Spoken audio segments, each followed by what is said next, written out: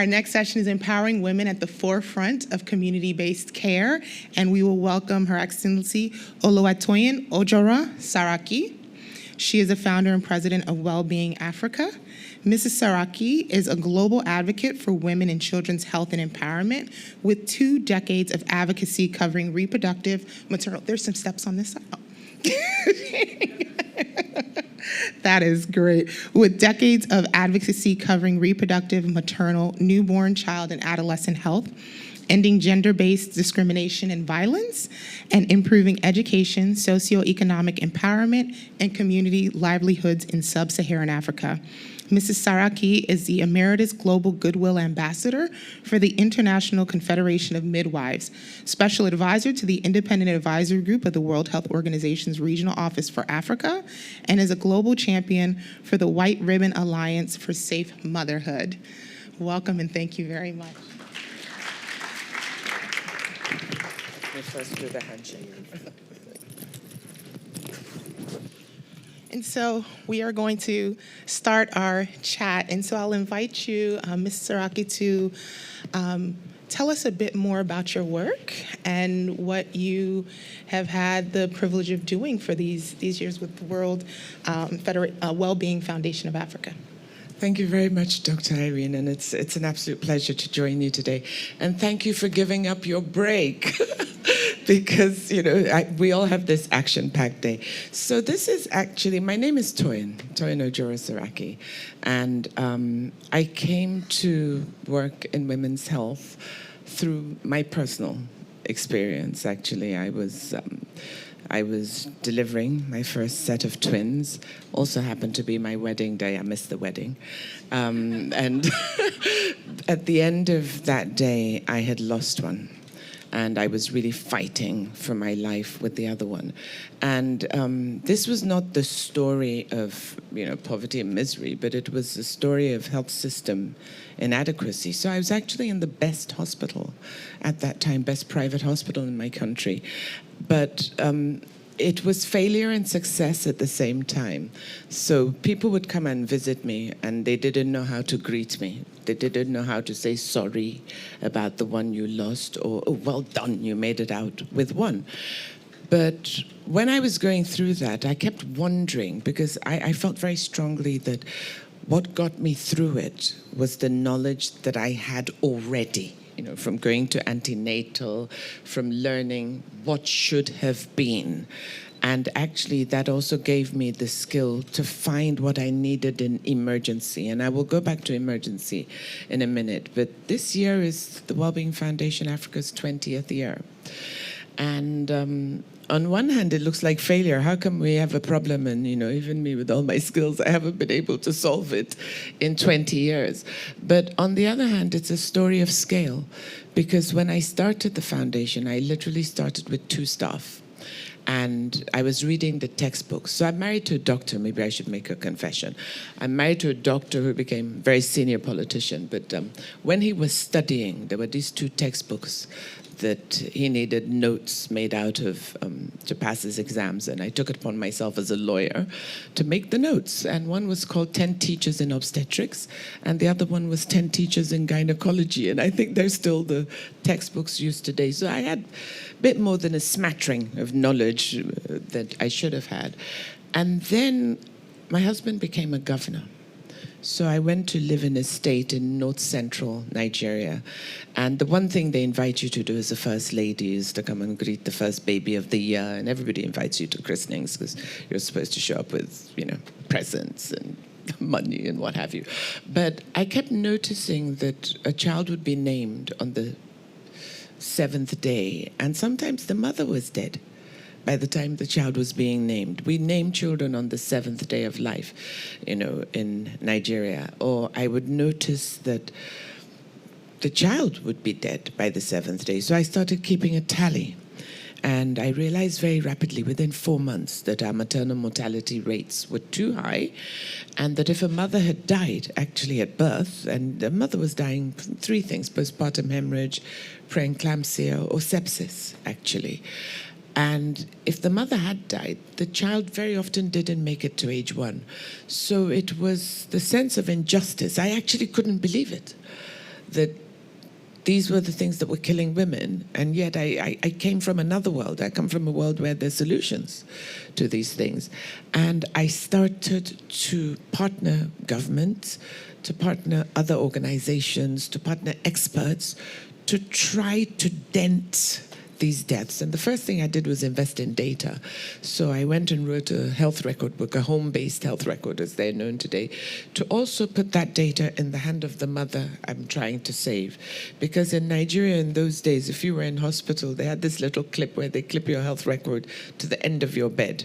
And if you even so much as dare to get up and try and read your own health record, somebody would bustle into the room and take away the health record, and you wouldn't be able to see what was wrong with you. You'd rely on them interpreting it for you. And I just thought, why can't we read our own records and take our own decisions? And I think in today's world, that's what they call self-care. So self-care doesn't shift the duty from the duty bearer or the government, but self-care brings the patient to a more equal bargaining position, so to speak. And you wouldn't call it a bargaining position here in the global north, although I hear everybody's bargaining with their health insurers. But at the front line, that bargain is between you and death sometimes. And then in 2014, I took another look at midwives. Midwives, we've all seen them. Anybody who's delivered has seen a midwife. But very often you don't know the midwife's name, you only know your doctor's name. And I met the International Confederation of Midwives, and I suddenly realized that that was the catalyst that I had been looking for all along. That was the catalyst that will help me save not 6 lives a month through sending them money to pay for their cesarean, but 600 lives a month or 6,000 lives a month. The midwives are the ones who are qualified to guide new life into this world safely. That is their profession. They have midwifery services framework.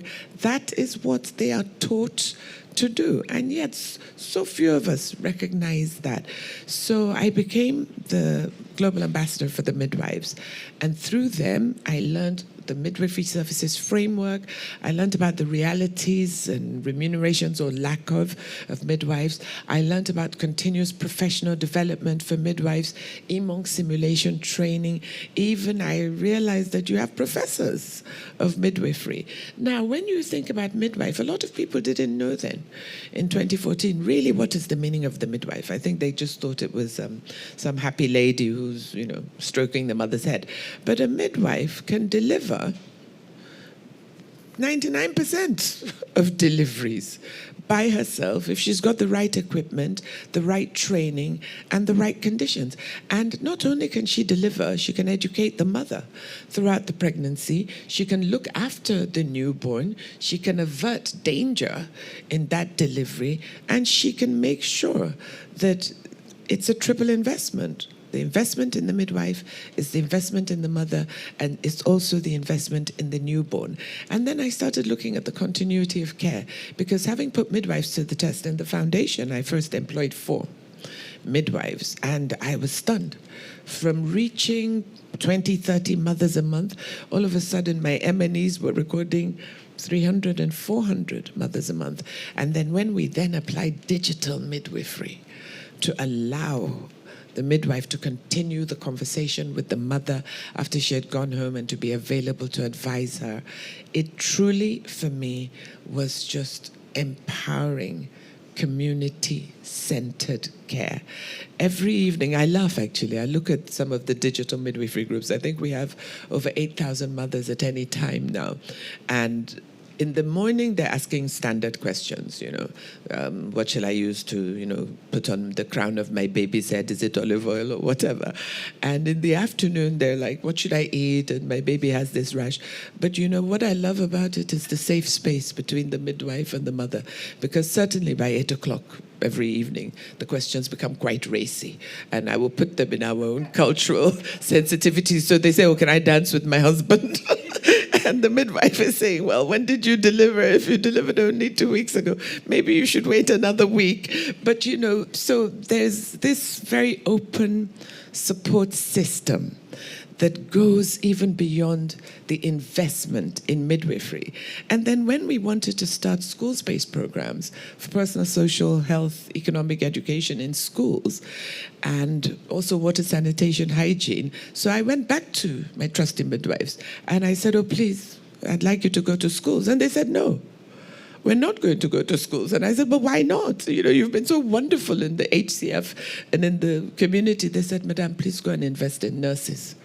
If you want to work in schools, go and get nurses to become school nurse visitors. Let our work end at 6 months of the baby. And that is how we then push the investment into nursing. And again, I think last year we visited over, I think, 900 schools, and we reached more than 200,000 students with water, sanitation, and hygiene practices. And this is giving them better menstrual hygiene management. It's reducing absenteeism in school. It's reducing diarrheal infections. And it's even reducing eye infections because the children are being taught to wash their hands at key moments in a day. So if you were to ask me, community-centered care, you have to find the professionals in that community. You have to equip them according to their professions. So I'm not trying to turn, let me see, the local food seller in the community to the advisor on water. The local food seller in the community, I want to reach out to her too. I'm looking at the malnutrition levels around Nigeria. And once I remove causative factors like the diarrheal infection, we have to look to the quality of food. Somebody said to me when I arrived in New York, oh, you look great. And I said, actually, in my country, they don't think, I look great. Because in my country, looking great is not associated with being slim. Looking great is associated with being big. But actually, we now know that you can be malnourished and be big. And we have to be looking at the quality of the food that we're eating. And this all goes to community health. So when I started Wellbeing Foundation, everybody said to me, focus on one thing. Do just one thing. Why do you have to do health and education and water? And I said, you can't have one without the other. And if you look at the environment we find ourselves in today, for a long time I felt like a unicorn, always arguing that we had to do it all. And even when I was doing self-endowed programming, because everybody around me was just getting grants and was just doing what the grant said. And I kept saying to them, even if you have a grant, you still have to have locally driven action.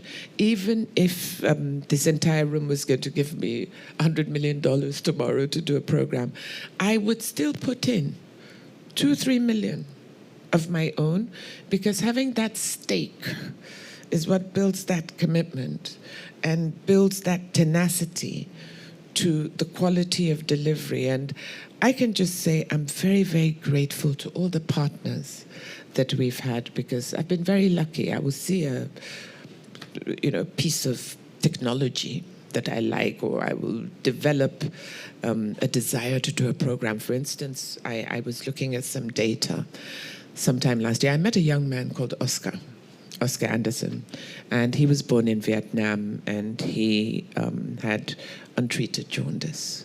So he got cerebral palsy, and he got kernicterus, and he's living with what I would call a permanent birth injury.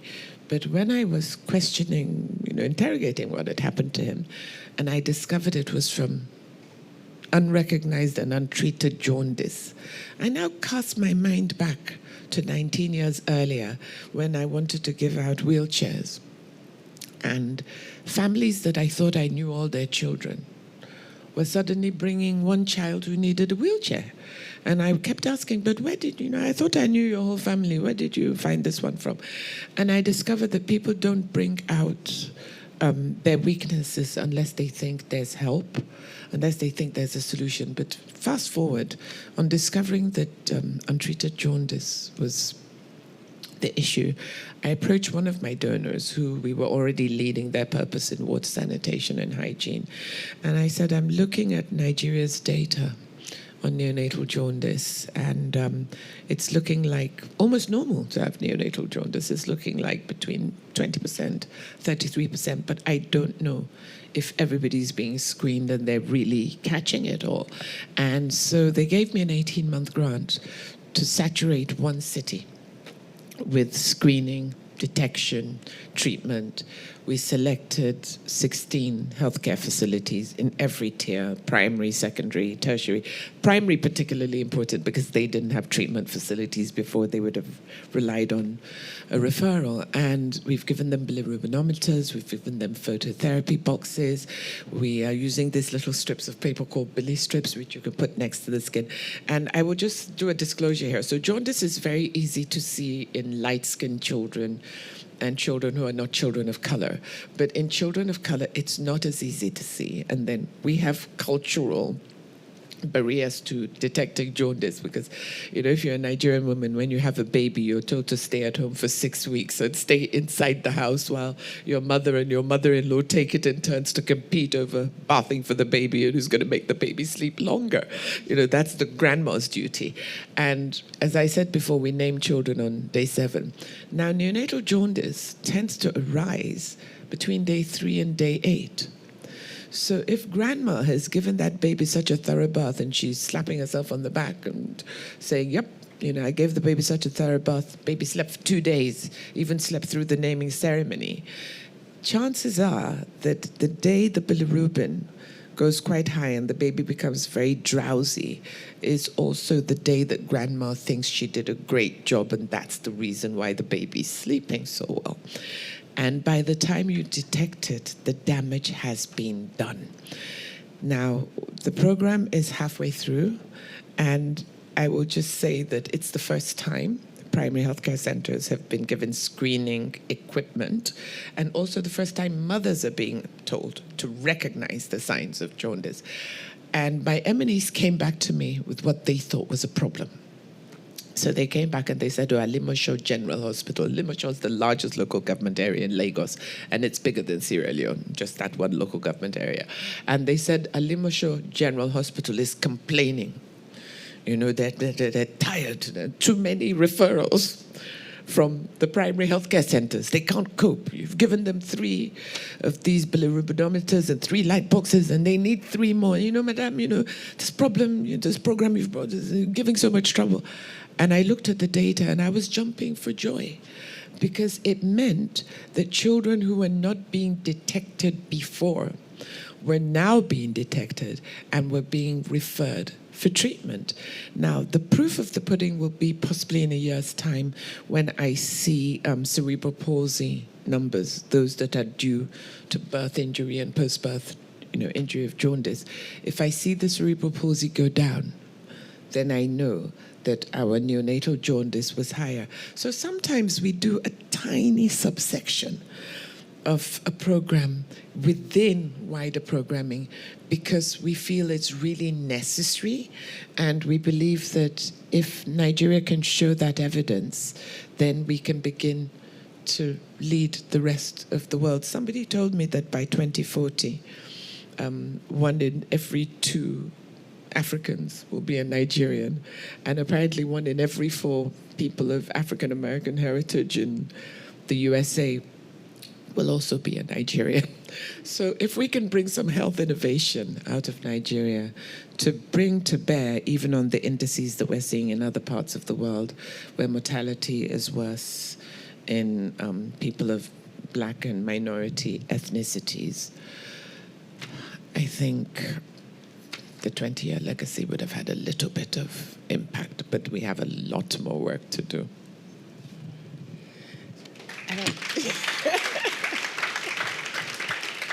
This is what you've outlined.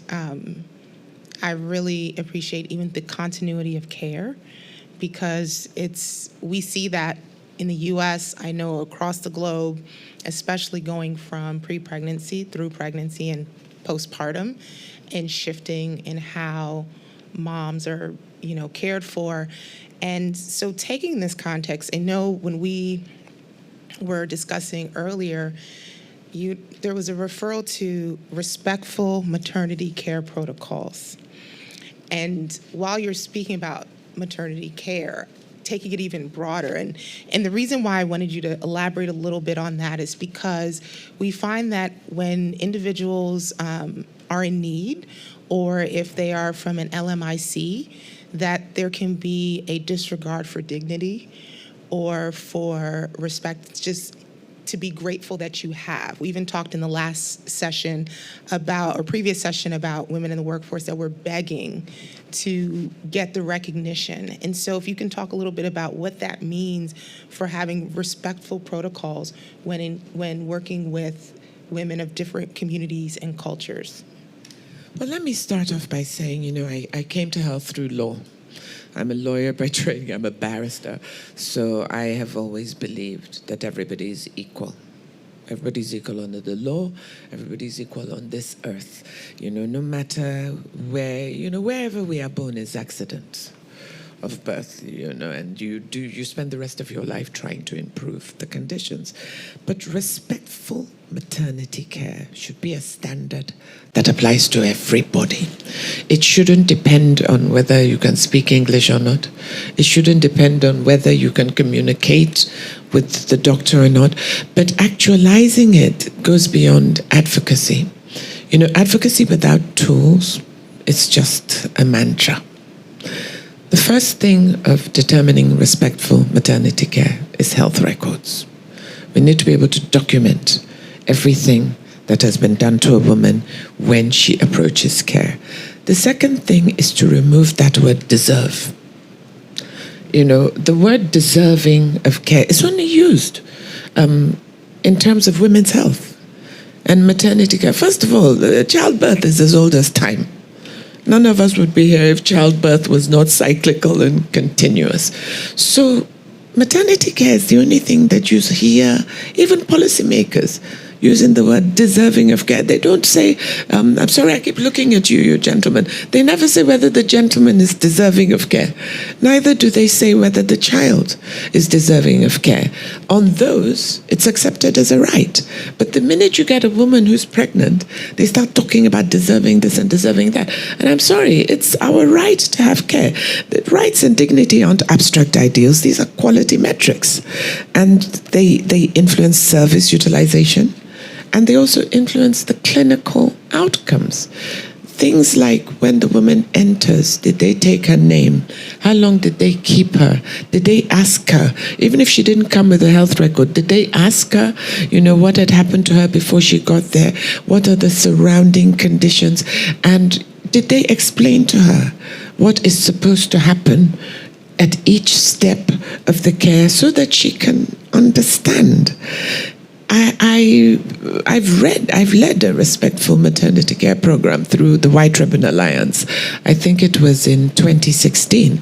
And actually, when we were taking this through the hospitals, at a point I felt it needed legislative backing, because I wanted those receiving it to understand that it wasn't just advocacy. This was actually a charter of standards that I expected them to hold to long after the program had left. So I approached the Speaker of the House of Assembly and I said, please, here is the work we're trying to do. Can you please design a House declaration around it? And then I will come and visit, and then you will please invite all the community leaders, the faith leaders, so that they understand that this is a charter that we're all signing onto. So respectful maternity care isn't just a certificate that you see on the wall of the hospital. It's supposed to influence every single engagement and action that takes place during that lady's pregnancy. And even, I would say, goes further than the woman.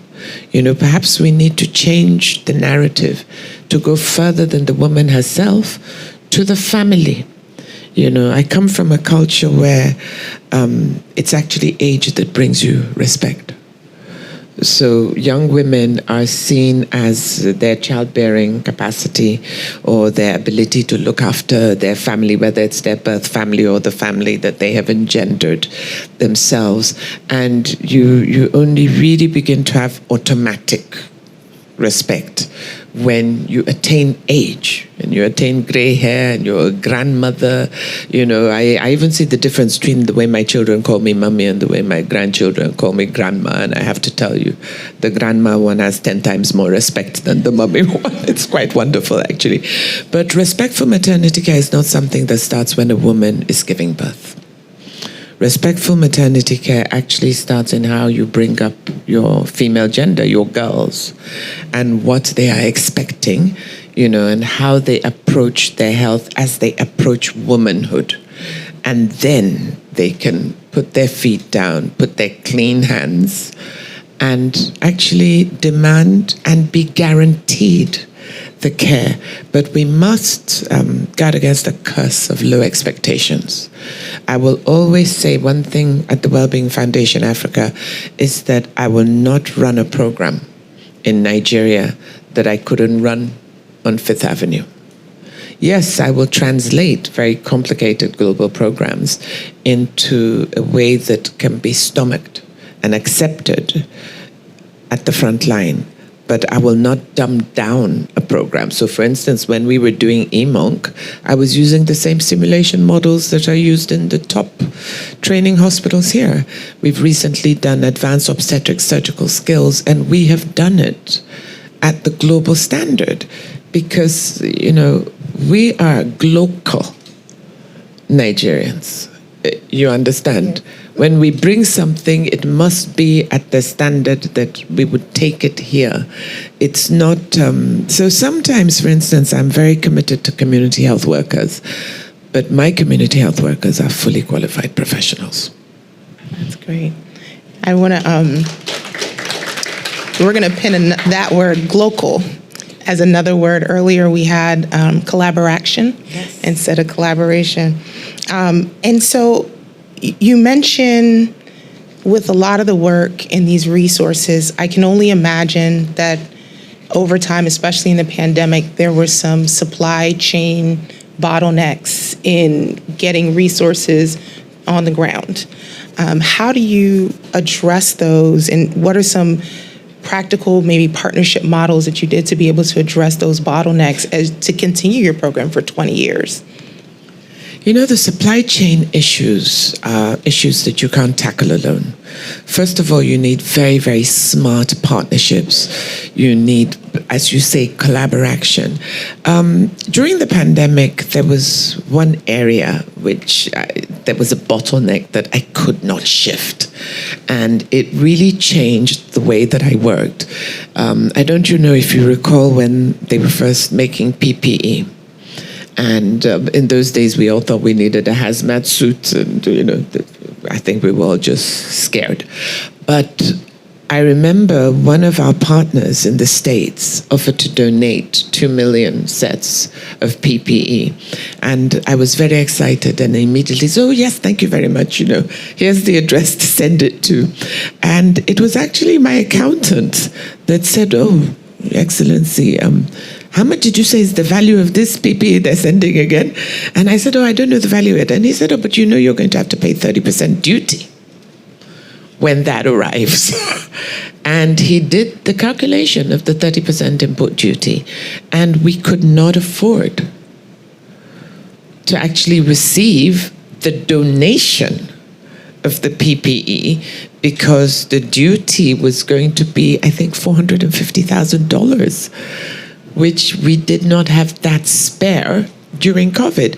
But that did spring up a mushroom industry locally because we started to sew PPE.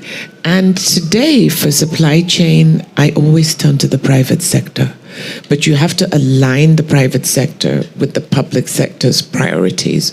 So we've managed to create very innovative partnerships that bring the public sector together with the private sector. At the moment, we're working through the World Economic Forum global accelerators, and it's very exciting work. This came as a reaction to the ends of standard multilateral funding, which actually affected the private sector as well, because they used to be the biggest suppliers to the big agencies. But in the knowledge that some of their products were absolutely essential at the front line, The idea was to bring public, private sector together with government and see how we could cut out some of the bottlenecks, align it with government priorities, cut out wastage. So part of the private sector's know-how is cutting out wastage, and see how to bring those impacts straight to the front line. It's early days yet, because these discussions started in February, but I'm seeing, for instance, big wins in heat-stable carbetocin to stop postpartum hemorrhage. We had worked before on tranexamic acid, and that had been quite a help, but that works after the hemorrhage starts. The heat-stable carbetocin is a preventive, so straight after delivery, the mother gets the jab, and that stops the postpartum hemorrhage. That will save another 12% of lives. We're looking at maternal micronutrient supplementation. I'm looking at HPV vaccination for boys to get the full 360 coverage. A lot of attention has been paid on HPV vaccination for girls, but it's time now to take it to the boys, and also to take it to married women who might not have been vaccinated at the beginning. So if I'm to say, how do you create that better partnership? You really, really need a strong, experienced local partner with the knowledge of how to make that same investment go further. Government has come to meet us in a better place. We now have in Nigeria the MAMI, which is the Maternal Mortality Reduction Initiative of the presidency, and they have very, very clear pillars for action, and they have opened themselves up to private sector engagement. But the one thing to know is that private sector engagement must not just be profit-driven. The private sector engages because it sees a market, and we are quite strict on, we don't really want to know what your profit is, but it must be affordable in the supply chain for our people, and we must see that there's an added value of good, ideally with education, technical training, or some form of blended financing. And then I'm asking African governments to really see the writing on the wall, that the development sector is no longer just based on aid and assistance, and they are the duty bearers. And even if it's going to be a sliding scale, they must begin to come to the table with their own investments and with an intention of taking on, it's the elephant in the room. When are we going to take on the full responsibility as governments for the health and well-being? Notice I don't just say health and well-being of our own people. I think we now have the knowledge.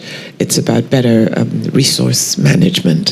So we're hoping that the world continues to share its innovation, takes some of our innovation back, because we too are generating significant innovation back home, and then finds a new way to partner for this new world.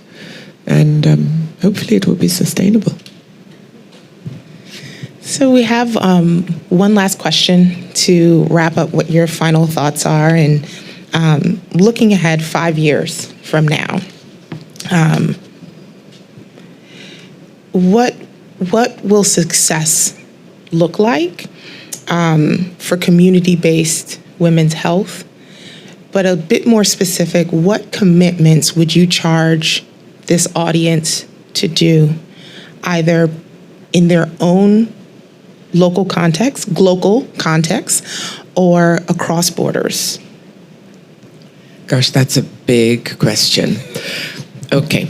If I can be very frank, I've spent a long time looking at primary health.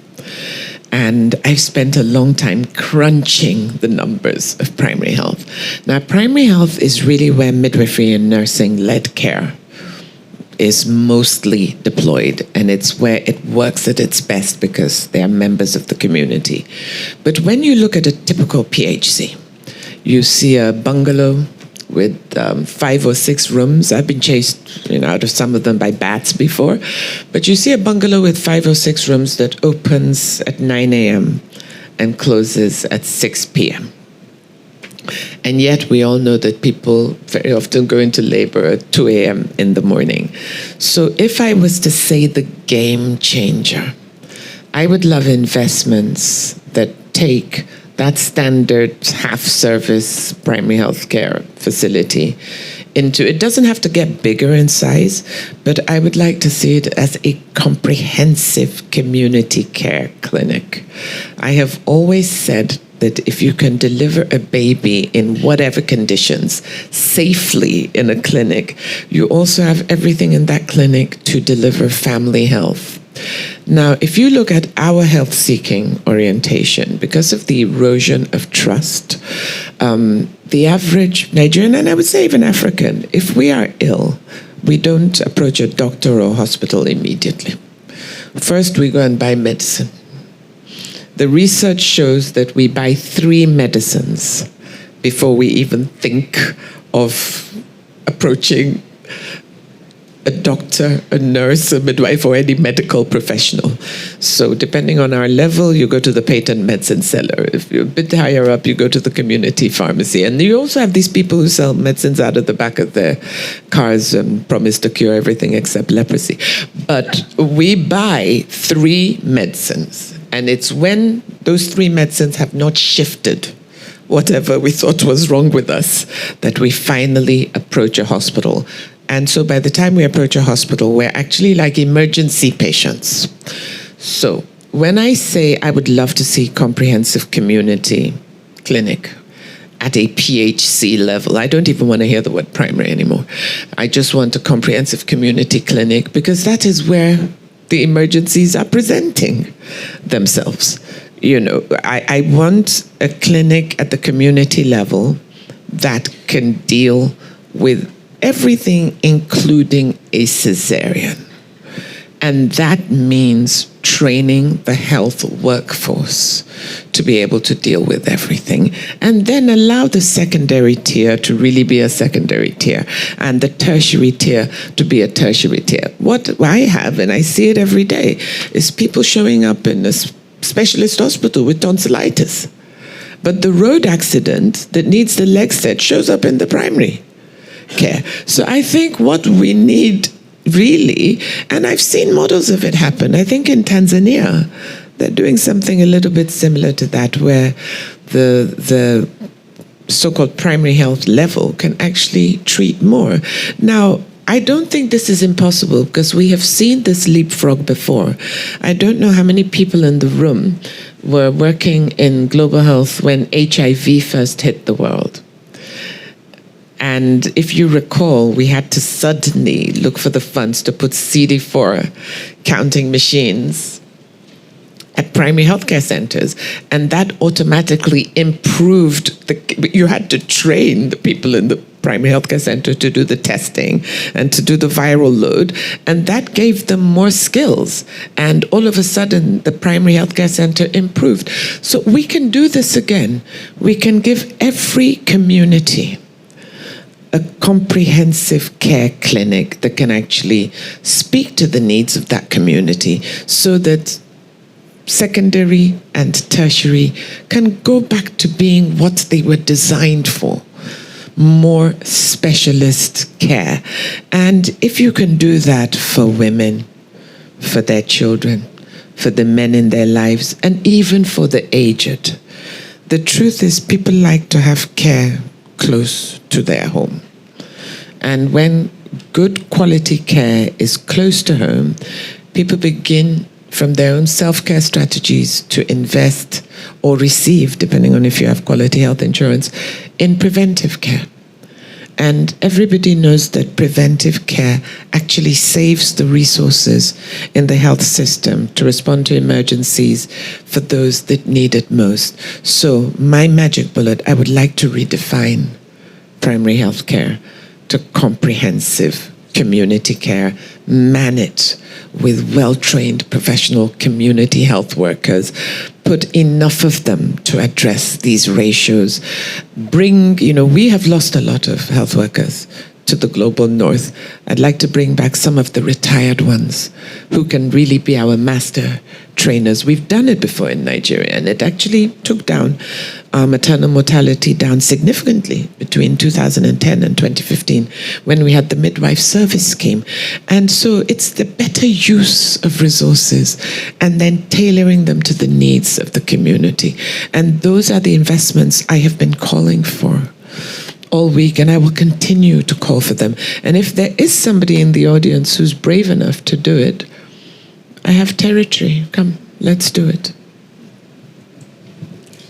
Well, that's the call to action. So, but this has been a wonderful opportunity to speak with you, and it really echoed the public-private partnerships that we talked about, the supporting the workforce, the training, the environment, and it's even going to speak to some of the things tomorrow about primary health care that we're going to be discussing. And so we thank you so much for sharing your organization, sharing your passion, and the work that you've done, and giving us some more insight as to how we can take this back to our own local context and work.